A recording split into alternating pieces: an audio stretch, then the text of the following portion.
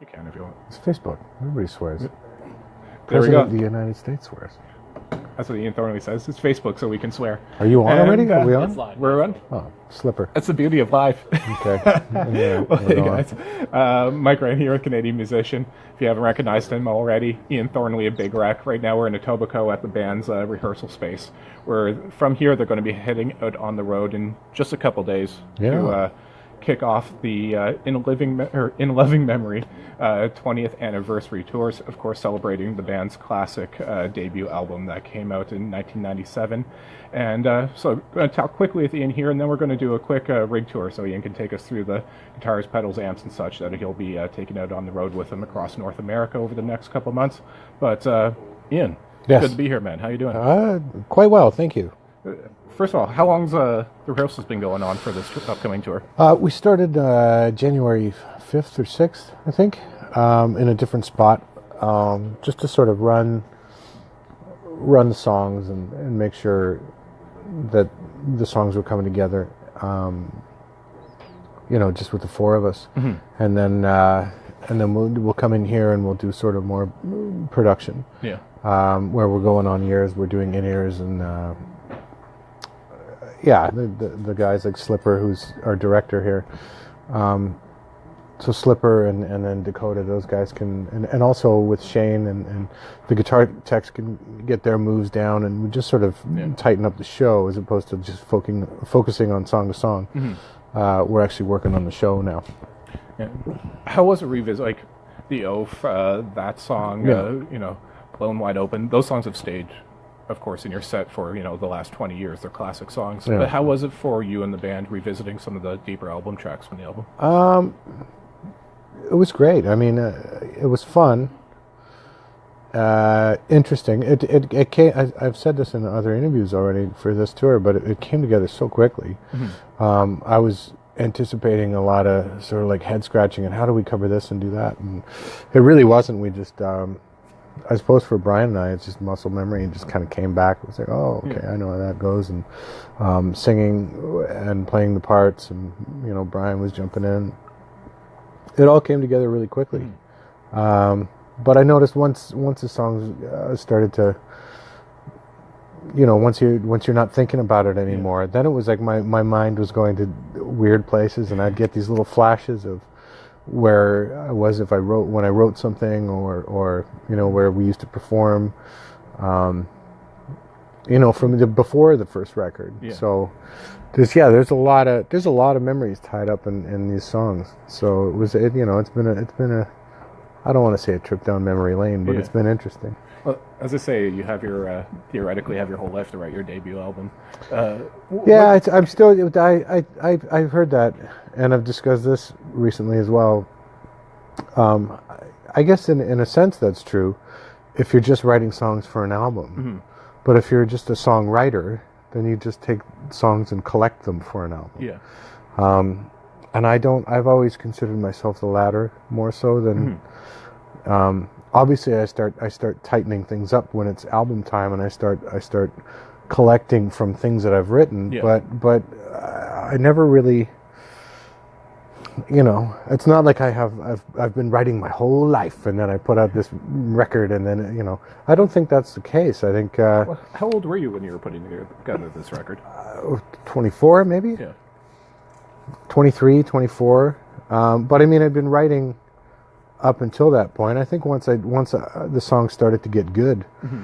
It was like, okay, well, I'll keep that one, and it was just before I knew it, there was enough for a record. And mm-hmm. and some of the songs would just pop out when we were in a spot like this. We were in a jam spot and just like, getting sounds and tweaking the amp out, and something just pops and something goes and mm-hmm. somebody jumps on it, and before you know it, it doesn't take long.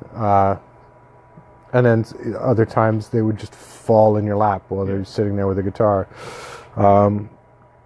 So I think, it's hard because when it comes to, especially with lyrics, I think that'll give you more of an idea of a snapshot of mm-hmm. where, at least for me. Yes. But I mean, I still have musical ideas that or in the last record, Grace Street, that were kicking around that time, or maybe just before or just after. They've just never found a home, or didn't really fit the material that went on the first record. So, yeah, you have your whole life to write music. It doesn't. If you're focused on hits, let's say, maybe that's more of a thing. Did you have a different perspective on any of these songs that, particularly, again, referring especially to the songs that you hadn't played in a long time? I think there's even a couple you haven't played probably since you first toured the record back in '97. There's some that we've never played live at all. Really? Even one when you or were two. touring the record the original time? Yeah, one or two. Yeah. And having done this now, with all these years of experience, both professional and life experience, did you revisit those songs with a different mindset and perspective than what you wrote them in? Yeah. I mean, that's happened, obviously, with the songs that we've kept in the set, or just sort of rotated in and out. There's a couple of songs from this record that we've rotated in and out that weren't singles, and I sort of approach all of that. I approach all of it a little differently than I used to. Certainly when it comes to playing live, because when you're young and in your early to mid 20s, it's a different experience. Yeah. You haven't done that many shows where people are actually coming to see you. Yeah. So that's like Christmas and your birthday and New Year's Eve all at once. Yeah. In your libido driven mid 20s. So every show was an experience and a celebration. And not to say that now it's just sort of we're slugging it out, we're just working. It's still, it still means just as much to me, and just how I approach it and how I go about it. I'm always trying to keep in mind that there's another show tomorrow and the next day. So things like screaming myself hoarse won't really be a good move. Not even end of the tour. I'm just like, well, you never know. I might want to record myself tomorrow. So, and same with guitar playing. And just so the approach to the music, the same amount of care is taken, as opposed to the, screw it, man. It's just going to be great. All I need is a crowd. That whole thing is just, that's not really... I don't think it ever was how we operated. I think it's just something we just sort of grew into and then quickly grew out of. So are you guys going to be reworking the song order from the album, considering the three big singles were I think within the first 5 songs of the record? That's that. I think that was a quick conversation. It sort of batted around between us. It was like, well, we could do that, and it was just like, no. You sequence an album much differently than you would sequence a live show. I think the album closes with overemphasizing, which is it's a pretty, that's a deep cut, and there's just sort of emotionally, tempo-wise, harmonically, it's the way it washes over you is it's not joy that I was going for with that one, and I like to end the show with a little dash of optimism or joy. It just so I wouldn't end it, and I certainly wouldn't start the set with the arguably the biggest hit that we've had. It wouldn't make sense. The Oath, of course. So I guess it's probably time that we do this rig tour. All right. Take us through some of the stuff we'll be having out Sugar on the road. Bear. And Sugar Bear. I'll take over as cameraman from Slipper here, and let's get walking, I guess. All right, let's do it. Slipstream. Do you need me to take this on? Or no, leave that on. We'll have you kind of walk us. Okay, let's go that way. Talk and walk. What's your step? All right. I gotta wait. I don't want to pull the thing out of here. Do I? Just keep walking. I'll keep up with you. Stay within distance of the gate. Come on. Here we go. What do you want to start with? Guitars? Sure. Here's some basses. We have those. We actually have Dave. Have Dave playing guitar on a song. Oh, really? Yeah, and he's using bass pedals, which is cool. That's different.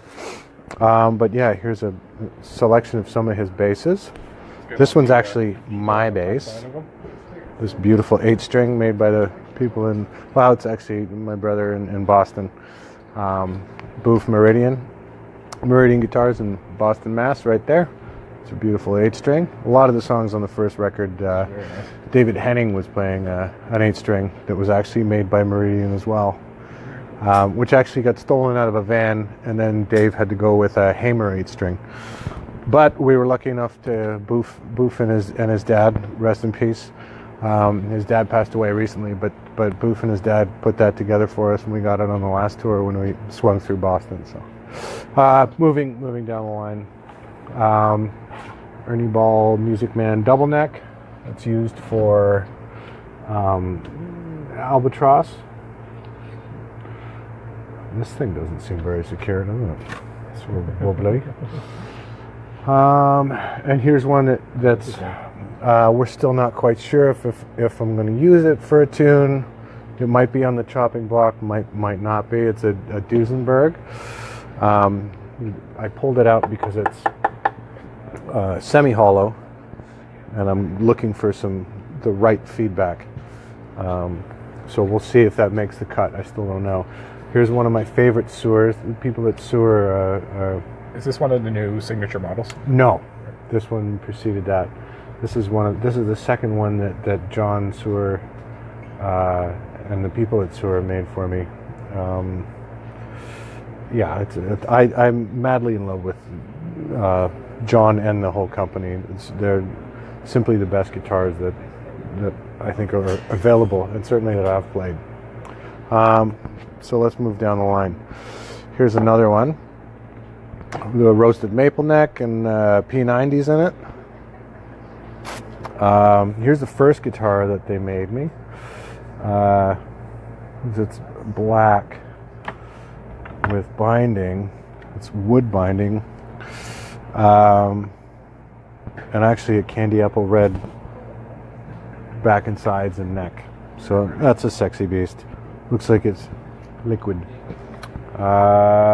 Is that part of the... You mentioned that there's 3 signature models that you're going to have on Yeah, the no. Is that, We'll get there, man. we're good. Chill.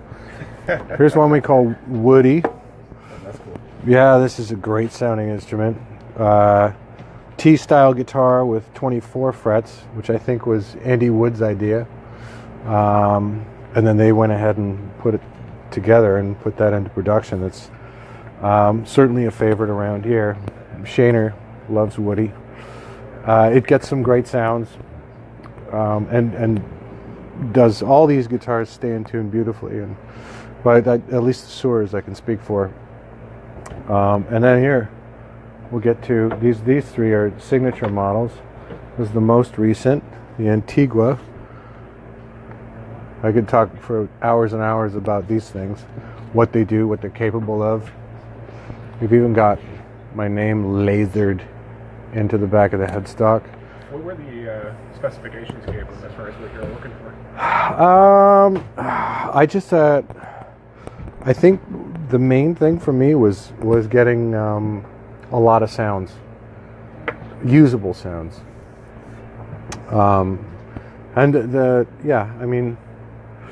This being the first guitar that I got, which is hum, single hum. With the switches that they're using and the way that they do the wiring, you're able to get a lot of sounds out of the same guitar, which, that's certainly for a band like us and a player like me, it works, and is a necessity. And even, this might seem like a lot of guitars, but with the amount of tunings that we use, that even on that first record, like these are all those are all in different tunings right now. Well, I think this is it is in a different tuning.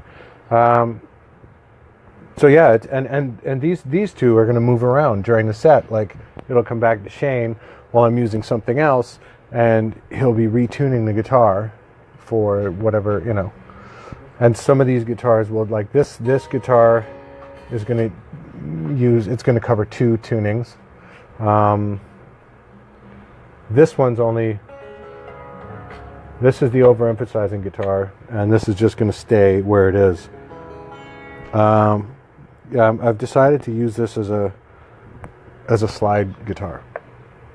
So, and it's working out wonderfully.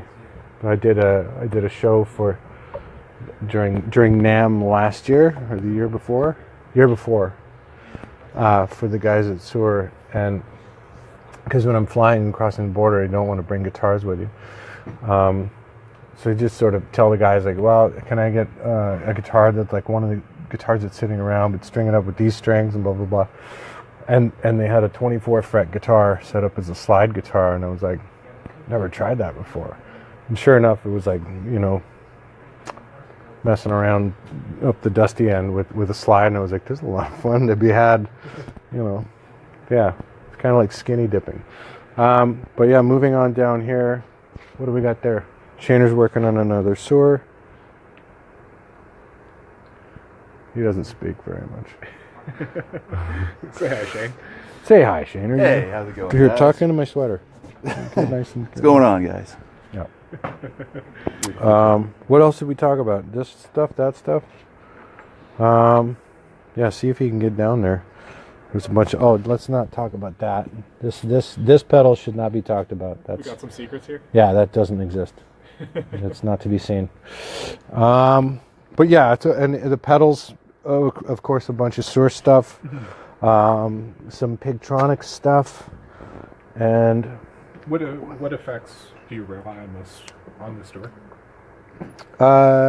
it's actually not that, because that pedal board up there will give me different sort of windows or pages, and then there'll be presets, and I generally just work with 3 or 4 sounds and sort of add to taste, as opposed to just putting, here's this song, and they're the sounds I use for that song. With the first record, it's basically, I have the same sort of window or page up, and then I just add a little delay here, take it out, and go to the bigger sound on the amp, and I have another amp on a volume pedal that I'll bring in, which I was surprised by. I thought, well, I'm going to be using all kinds, I got to write all kinds of new presets and patches, and it was like, nah, not really. It was a couple sounds that I sort of, this guy here, yeah, this one, I just use this as for another effects engine, even though it can do a lot more. Yeah, that's sort of beyond me, most of it. But yeah, that's where all the delays and all the saucy stuff comes from there. The compression, the fuzz, and I guess that's it. Compression and fuzz comes from this tray of bits in here. That, if you don't look at this pedal, this is a surprise that'll be somewhere down the line. That's still being. Look at Shane. There we go. It's a yeah. Feedback on? Yeah. But don't use that word though, because it's not feedback. It's not a feedback machine. No. Yeah. No. It's just something that we actually today threw into the rig, and was like, oh, give me one of those kind of feelings. And then over here, further down the line, usually my amps are off the stage with Shane. Yeah, of course they're Suhr amps. There's a PT100 that's made for Pete Thorne, who's another Suhr player, wonderful guitar player, wonderful guy, a fellow Canadian. And this one here is the Hedgehog, which is currently my favorite amplifier in existence. And usually, Why is that? I just, it's hard to explain, but certain amps have a certain sound and a certain feel. And when they have both, some amps have a certain power and muscle and girth, but they have a flubby low end. Or they have a tight low end and no mids. They usually have that razor sharp, kind of painful, and I'm talking about when you gas out an amp and you get a lot of gain. I don't like that really sort of razor sharp metally sound, but that bottom end is something that we find quite useful. And this one just sort of does both perfectly. The PT's a great head as well, the one beneath, because that's sort of the brain of I'm going from clean to dirty on that head, and then this one is always just set to go. Even though it can do a lot more, I've always just got it on the go setting, and I bring it in as I need it up there. All right. What's Anything that? more you want to go through? Is that all the important bits? I think so. Ask him, man. He'll know. What do you say, Shane? Now we're all good. We're all good? Yeah, All right. yeah, pretty much went through it all. Sounds good. Well, it looks like we're getting some good feedback here. And Ian, Yeah. I really appreciate you doing this. Oh, It's been no great. problem at all. No Sure. problem at all. Thank you for everyone watching and listening. Thanks for joining us. All right.